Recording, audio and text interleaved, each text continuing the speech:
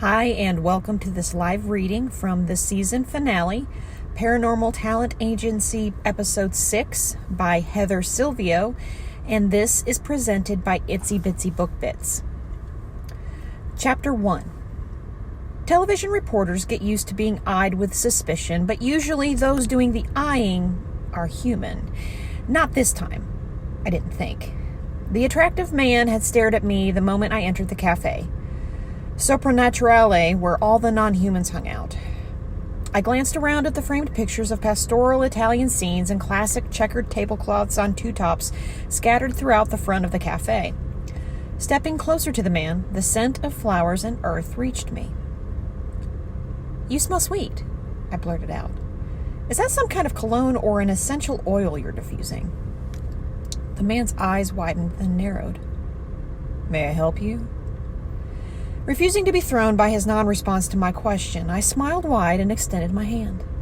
"Elizabeth Addison, reporter," I introduced myself, smile faltering when he hesitated.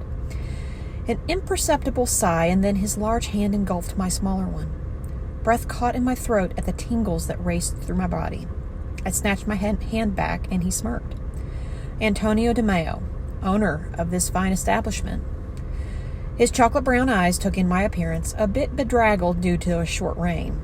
Contrary to the public perception of living in the desert, it rained in Las Vegas. And since it was spring, well, it had rained while I walked from my car to the door of his fine establishment.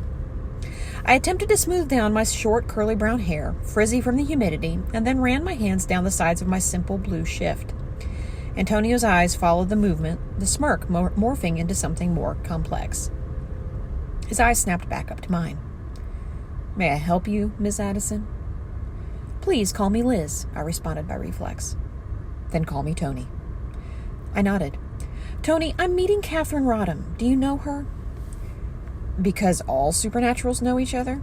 he asked, smirk back in place. I flushed. "No." A small retort didn't come to me because now I wanted to know what type of creature he was. Given my instant attraction, I wondered if he was an incubus. I'd learned from Catherine last year that they could control you by sucking out your soul. Yuck. Though she swore her half-incubus boyfriend, Alex, didn't do that. He chuckled, his rumbly voice sexy. "Relax. I'm just teasing you." Was he flirting with me? His comment did not help me relax. If anything, my flush deepened. He ran a hand through his longish, wavy black hair and smiled, a dimple appearing on his right cheek. "But I do know Catherine," he admitted. "She isn't here yet." "I'll wait for her before being seated." I took the opportunity while I waited to consider his sinewy muscles flexing underneath a simple black shirt and pants. Probably his work uniform. His appearance placed him maybe late 20s like me, but with supernatural beings, who knew? I desperately wanted to ask what he was, but that had to be a faux pas. "Did you have any questions?" My eyes widened. Could he read minds? "About the menu," he clarified, though I didn't miss the quick smile. If he was going to flirt with me, then I would be bold. "I do have a question." Our eyes met. "Not about the menu." He tilted his head. "Ask away." "What are you?" "Not fully human." I shook my head. "That's entirely unhelpful." "I know." "Are you flirting with me?" His eyebrows lifted in surprise. "Do you want me to flirt with you?" My mouth dropped open, but nothing emerged. He laughed. "I like you, little human." I bristled. He held up his hands in surrender. It's a term of endearment where I come from. "Where are you from?" "Originally Italy." "When was that, Tony?" "Nice try, Liz." "It was worth a shot." "I have a question for you," he said. "I'm fully human." Tony threw back his head and belly laughed. "That's not in doubt." "How would you know?" "I know." "That's mysterious." He smiled. "As a human," he started, "how did you even know about my cafe?" A voice answered from behind me. "I'd like to know that as well." Chapter 2. "Catherine, thanks for meeting me here," I responded. She wasn't alone. Mia Finn stood to the side of the tall, blonde talent agent. "Hi, Mia." She smiled uncertainly, her bright green eyes wary. "Hi, Liz." Mia and I had even more history than Catherine and I did. We'd worked together to solve a series of murders, and it turned out to be a crazy djinn. That's a genie to most humans. I'm not sure why they were surprised when I put being a reporter first. It was my job. That's what I did. Still, I knew they felt betrayed that I played an instrumental role in exposing the paranormal underworld at the end of last year. In my defense, we all later learned that this was a good thing. Why it was good was part of my current mission. Barbara Nolman told me about the cafe. I explained to the three of them. The new mayor had turned out to be a former demon, current angel, head of both the Human City Council and the paranormal underworld. That had all blown my mind when I learned it last week. And then when Barbara made her request, well, that's why I was here. I turned to face the dreamy cafe owner. Wait, dreamy? No way was I getting involved with the supernatural. I don't care how good-looking and flirtatious he was. "I guess we'll need a table for 3, I told Tony. "Right this way." The three of us followed Tony to the back of the cafe. I tried and failed not to appreciate his rear assets. My eyes rolled of their own accord at my ridiculousness. We sat in the green vinyl-covered booth he indicated. When my eyes met his, he waggled his eyebrows at me. Did he know I was checking him out? How? Now my reporter sense was twitching. I'd find out what manner of supernatural he was eventually. Right now, I had more important matters. I finger-waved goodbye at Tony, and he sauntered away. "Not that it isn't good to see you, Mia, but why are you here?" I asked bluntly. Mia laughed her tinkling laugh, shaking her head, green hair moving with the motion. She was a Nixie, kind of like a mermaid, though don't tell her that, and could bewitch people with her voice. I knew that firsthand. "Catherine doesn't trust you," she answered, and I flushed. I was just doing my job. Catherine held up a hand to stop us from continuing. "It doesn't matter. Why did you want to meet with me, Liz?" Genuine curiosity shone in her blue eyes, so I hoped the truth would pull her in. I knew better than to lie. She was a natural lie detector. I guess you could call that her superpower. "You saw the interview I conducted with Barbara last week." Two heads nodded in response. After the interview, Barbara asked for my help with an investigation. Catherine's expression became more guarded. "She wants me to investigate you, Catherine." The object of my investigation sighed, and Mia glanced at her quizzically. "She's telling the truth," Catherine told Mia. Guess her lie detector could tell I wasn't being deceitful. Catherine held my gaze. "Barbara has hinted that I'm somehow involved with the supernatural underworld since I moved to Vegas last year to start the talent agency." "You have no idea why?" "No." I heard the frustration in her voice. "Trust me, I'd love to know. A lot of stuff happened that might have been avoided if I knew." Her expression turned thoughtful. "Barbara still doesn't know, even though she's been elevated to an angel again?" I shrugged. "Apparently not. She said you're the key to something big. That's what she wants me to investigate." "Why you?" Mia asked, and I tensed, but her body and expression remained open. That wasn't a dig at me. "Maybe because I've been covering this story from the beginning?" I laughed. "She did mention my awesome mythological being of the week segment on Entertainment Daily. I hosted the top-rated entertainment morning show in Las Vegas, and once I unearthed some paranormal secrets, I had found my calling. Audiences ate it up." Catherine rolled her eyes. "Yeah, that's a great segment." Sarcasm? Of course not. We stared at each other for a beat before she sighed again. "I know you're telling the truth. I want to know what's going on too, so I guess we can work together." She bit her lower lip, but I grinned. She might not be happy, but it thrilled me to be on the front line of another paranormal scoop.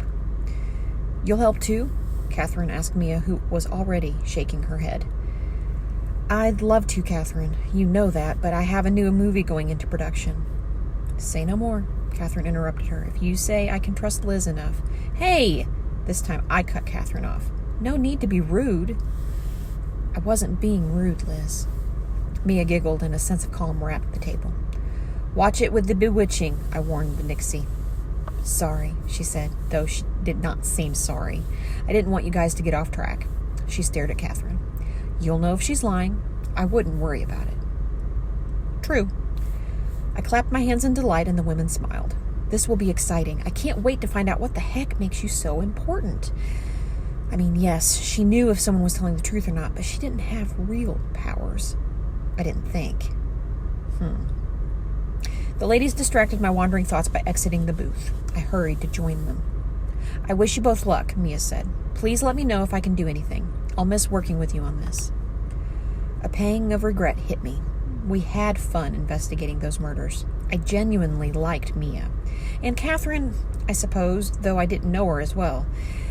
My mouth opened to respond, but thick white smoke filled the area before us, blocking the way out. Chapter 3. Fear filled me at the thought of being trapped in a fire, though my brain was already registering that I felt no heat and could still breathe. The smoke swirled and began to take shape. Are you guys seeing what I'm seeing? Catherine whispered. I nodded and heard a murmur of agreement from Mia. Noises from others in the cafe sounded distant somehow, like there was a barrier between us and them. The smoke, maybe. The smoke coalesced, then cleared, leaving behind a woman. She seemed late 20s with average height and weight. She had long red hair and blue eyes, and wore a jumpsuit of some kind. A pantsuit, but like a onesie. My brain went on a mad scamper to identify her unusual outfit. And then her mouth opened, and my brain froze. Stop, she whispered. Her wild gaze flicked between the three of us, like she was trying to figure out who we were. Stop what? Mia asked. Stop, the woman repeated. She appeared confused. Who are you? I tried. Her eyes focused on me and then widened. Elizabeth Addison, she answered instead. Something uncomfortable flared at the idea that this woman who just appeared in the cafe knew who I was. Yes, I confirmed. Who are you? I repeated my question. Stop the investigation. My eyebrows lifted. Stop what investigation? When am I? The woman asked instead, turning her head to take in her surroundings. Do you mean where are you? Catherine asked. The woman lasered in on her. Catherine Rodham. In the periphery of my vision, I saw Catherine nod. When am I? The woman repeated. April 5th, 2019, I answered. The woman blew out a frustrated breath. I was hoping to stop your broadcast. That was clearly directed at me. Which broadcast? I tried to get to you before the broadcast, but I timed it wrong. She continued like I hadn't spoken. She shrugged. It's not an exact science. What's not? I asked. Time travel. Said so matter of fact, I almost believed I'd misheard. Time travel? When are you from? Catherine asked. Guess her lie detector told her the woman was telling the truth, or at least believed she was. She did materialize out of thin air, so there was that. 2219. Silence greeted the date she provided, our brains processing the idea that the woman standing before us had traveled 200 years back in time. To get me to stop my broadcast. Of what? I zeroed back in on that, glad to give my brain something concrete to focus on. Which broadcast were you trying to stop? What story did you not want me to tell? The time traveler took a step toward me, and it was all I could do not to flinch away. Her intensity was intimidating. You need to stop investigating Catherine Rodham, and you need to prevent the integration of the paranormal in human societies. A nervous laugh bubbled up. Oh, is that all? The woman frowned. This is a joke? Her eyes flashed, and now I did take a step back. No, it's not a joke. Mia jumped in, attempting to smooth things over. Your bewitching will not work on me, the woman informed Mia. Who are you? I asked. This was ridiculous. She was crazy or a paranormal or both, but it was time to figure that out. My name is Rowan Walsh, and I died in the year 2219. Catherine, Mia, and I exchanged startled glances. I'm sorry, Catherine said. Did you just say you died in the year 2219? The woman nodded. You're not just a time traveler, but a time-traveling ghost? My question squeaked out. This meeting had taken a very unexpected turn.